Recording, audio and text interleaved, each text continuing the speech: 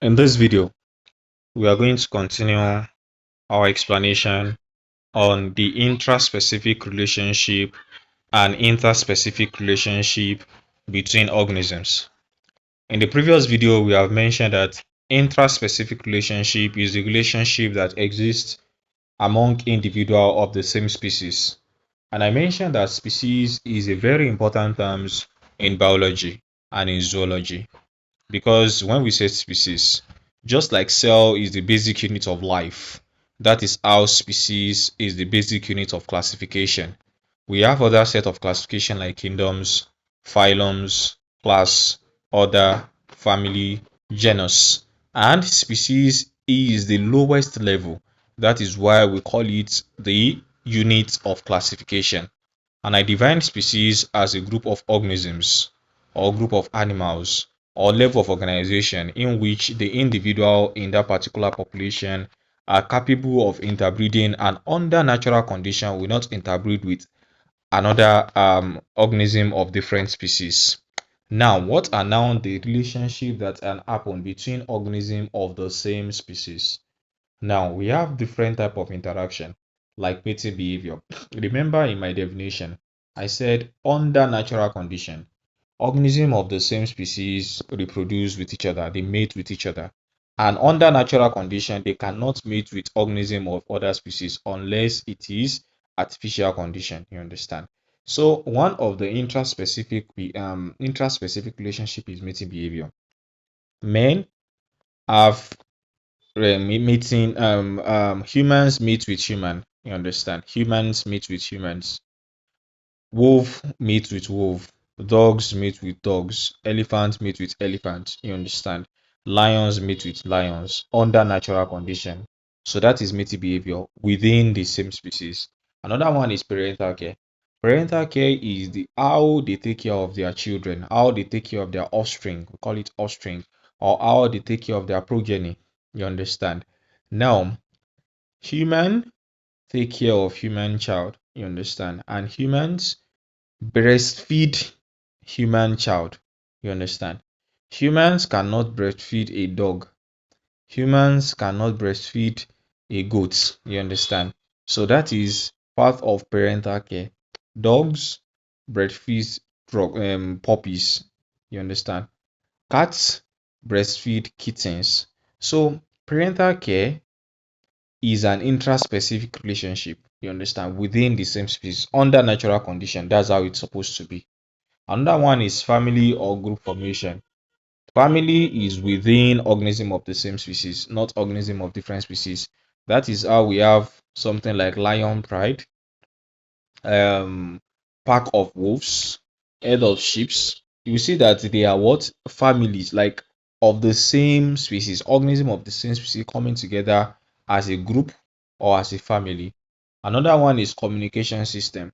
Organism can communicate with each other. Organism of the same species can communicate with each other. Humans can communicate with humans. Goats can communicate with goats. Dogs can communicate with dogs. You understand?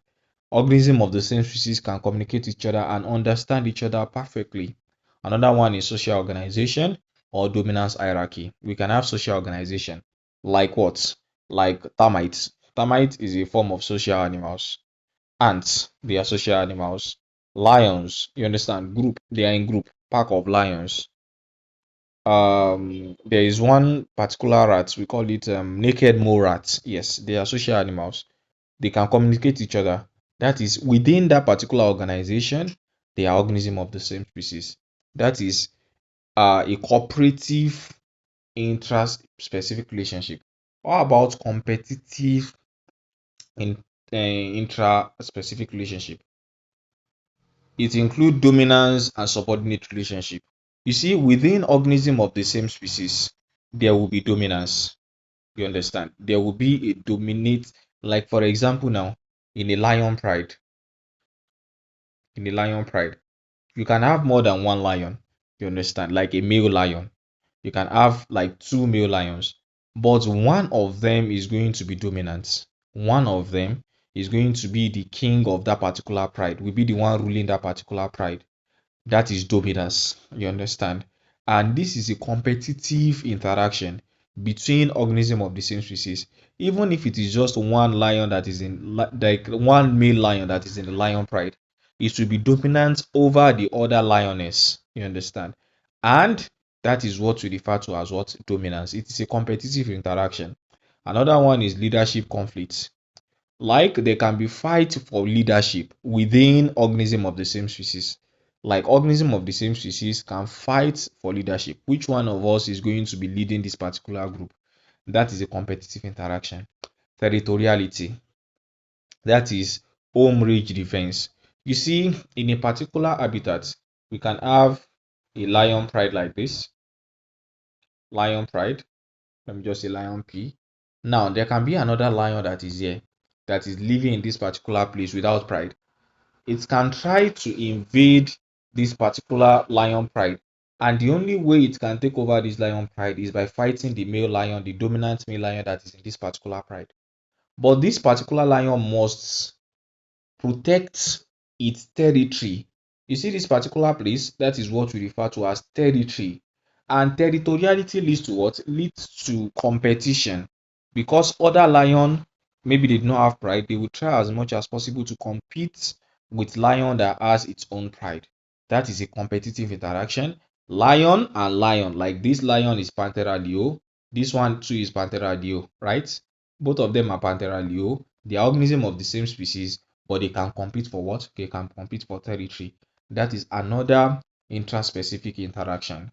Now, this interaction regulates the population structure and enhance species survival. As we are going, you are going to learn about the concept of dominance and aggression, and you will know the reason why intraspecific interaction, especially the competitive interaction, can regulate population structure and enhance survival of species. Now let us move forward to interspecific interaction.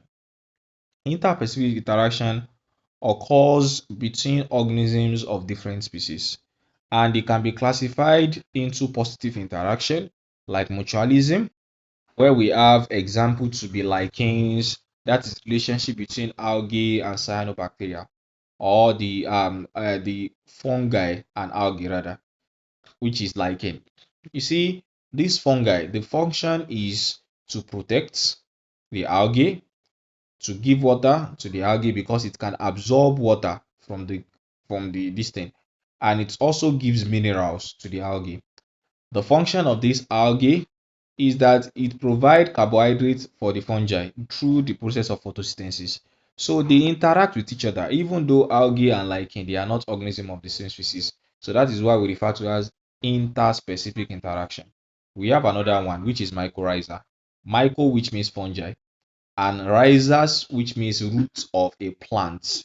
So it is a relationship between algae and root of a plant. And this algae, it function in the supply of water, in the supply of mineral nutrients, because the hypha of this algae, of this fungi rather, of this fungi goes deep. You understand?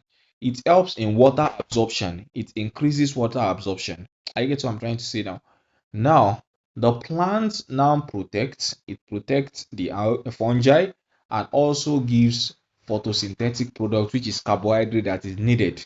Because you see, algae has chlorophyll, especially chlorophyta, they have chlorophyll. They protect carbohydrate through the process of photosynthesis. Plants too have chlorophyll and they also provide carbohydrate through the process of photosynthesis. And that is what we have here. Say the association between fungi alpha and the plant root is what we refer to as mycorrhiza. Fungi enhance mineral absorption and water uptake, and plant provide nutrient and shelter, protects the fungi and provide nutrient for this fungi. We have another one between the Zuchlorelle and Hydra, where the host provide protection and nutrients, and the hydra provide the hydra is the host and the Zuchlorelle is the algae. The algae provide oxygen and food for the hydra. You understand? Another one is nitrogen fixing bacteria like Anabena and Azolla. They are nitrogen fixing bacteria. They help to fix nitrogen inside the soil, and this helps in what? In nutrient cycling. Another one is termites and Trichonympha. which helps in the digestion of cellulose, digestion of wood in the gut of the termites. We have ruminants and microbes. The gut of a ruminant contain a lot of microbes. And what does it help with? It helps in the digestion of cellulose as well, because their first stomach, which is the what do we call it? Um the reticulum, I guess that's their first stomach. That is, it does not have a secretory product. You understand? So this bacteria helps in what? Helps in breaking down of cellulose. We have relationship between pollinators and insects, pollinator which are insects and plants. And I've mentioned that before when I was explaining the concept of interdependence. Yes, I've mentioned that.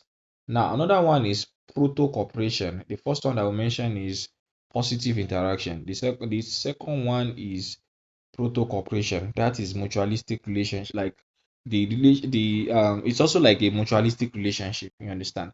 For example, this one that we are all common with, crocodiles and birds.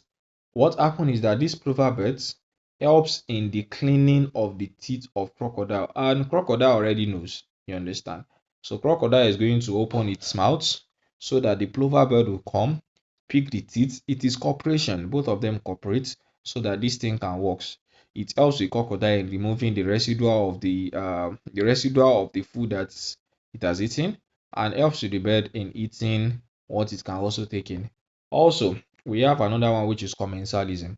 Commensalism is the relationship between organisms of different species when one benefits and the other one is unaffected.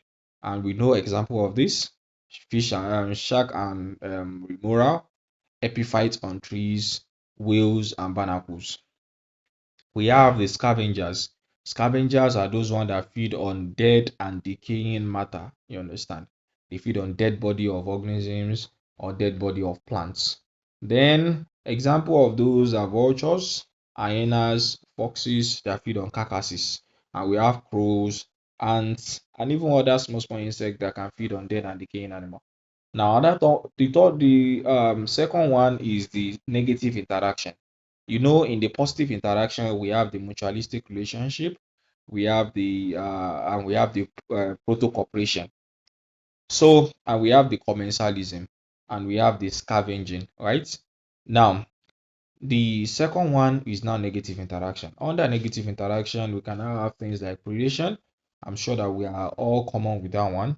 Predators, relationship between predators and prey. And I use that in explaining the concept of logistic growth curve, right? So we have good example: tiger and deer, hawk and small birds, snake and rats, frog and insects. And the special case include herbivores, which are plant eaters, because herbivores, animals, are living organisms. Plants are also living organisms. So in some cases, we refer to them as what? We refer to them as predators as well, because they feed on plants, which are also living matter. Carnivores, which are animal eaters, and predatory plants. There are some plants like Venus flytrap.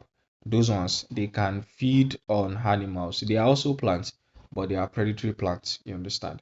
Now, going into the outcome of predator prey interaction. I'm sure that I've explained something like this before. Yes, I've explained something like this before when I was explaining the concept of what? When I was explaining the concept of a logistic growth curve, right? And I said that if you have a lion, if you have, sorry, we have a particular place like this, we have 50 antelopes, and we put inside 20 lions. What happens? When the lion comes in, they will start killing the antelopes. The population of the antelope is going to what? Is going to fall. But because these lions are able to eat very well, they will be reproducing, which means the population of the lion is going to rise. Now, when the population of the antelope falls very, very low, what happens? The lion starts dying. And when the lion dies, the population increases. It gives time for antelope to start reproducing, which means the population of antelope will start increasing. Which means the more the population of lions, the less the population of antelope. And the more the population of antelope, the less the population of lion, the more the population of antelope. So it's a density dependent interaction, and that is what they are trying to explain in this place. Look at it. We have predators, we have prey. You will see that when the number of prey increases, what happens to the number of predator? It also increases, right? So when the number of predator falls down, like it falls down, what happens to the number of prey too? It falls with it. So the more the lion, the less the antelope. And so you understand how it goes like this. So it gives a cyclic structure. Do you understand? When the prey increases, more lion will come in. Do you understand? More lion will come in. But as the number of prey falls down, the lion will also what? They will start dying because there is nothing to eat again. Do you understand? They won't reach zero population though, because in actual sense, there is no zero population except if they all went extinct in that particular area. So that is basically what they are trying to explain there. And they said that another one is defense mechanism. The first one is population oscillation, where the population oscillates, population of prey and predator, they oscillate. It increases, decreases, decreases, decreases. Also, the one for this one increases, decreases, and it goes like that, like that. Now, another one is defense mechanism. Animals can use defense mechanism like cryptic coloration. Um, Also in plant, they can use chemical defense, physical defense like spine and thorns. We can use a mutualistic protection like ants. Ants can come together to protect themselves. You understand? Some animals can use mimicry. Some can use aposematic coloration, and so on and so forth. You understand? Now, let us now talk about the concept of parasitism, which is another negative interaction. We have talked about predation. Now, parasitism. Parasitism is the relationship between two organisms of different species, which is the parasite and the host. So the parasite benefits and the host is harmed. And we have a whole lot of parasites. We have temporary parasites and permanent parasites. Example of temporary parasites include mosquito leech. Permanent parasites include Ascaris lumbricoides and Tinea solium and Tinea saginata. We have ectoparasites, those ones that live on the surface, like the acarids, like ticks. Hmm? And endoparasites, the ones that live inside, like what, like Entamoeba histolytica, Entamoeba gingivalis, um, um, Giardia lambia, and so on and so forth. You understand? Now we have pathogenic parasites and non-pathogenic parasites. Pathogenic parasites are those ones that causes disease, and non-pathogenic parasites are those ones that does not cause disease. For example, Entamoeba gingivalis does not really cause any disease, but Entamoeba histolytica causes disease. It causes amoebiasis. You understand? So pathogenic disease, non-pathogenic uh, non-pathogenic are those ones that does not cause disease. Now we have the holoparasites and the hemiparasites. Holoparasites are those ones that are fully dependent. They depend solely on their host, like Ascaris lumbricoides. They cannot live outside their host. And hemiparasites are those ones that are partially dependent. Example is leech. Leech is partially dependent on its host. It can live outside of its host. You understand?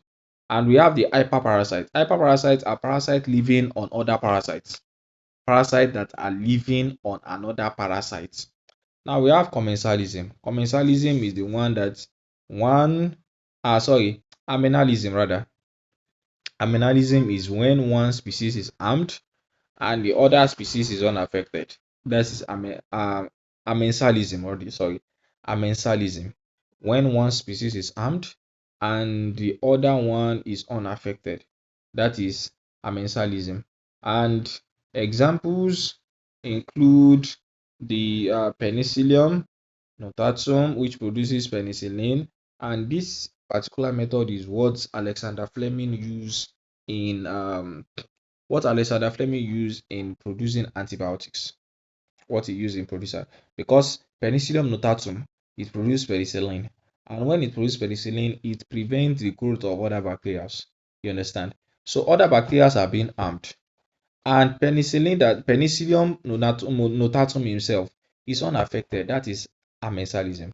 Now we now have competition. Competition is a negative interaction because people individuals struggle for food, struggle for water, struggle for space, struggle for light, and so on and so forth. You understand?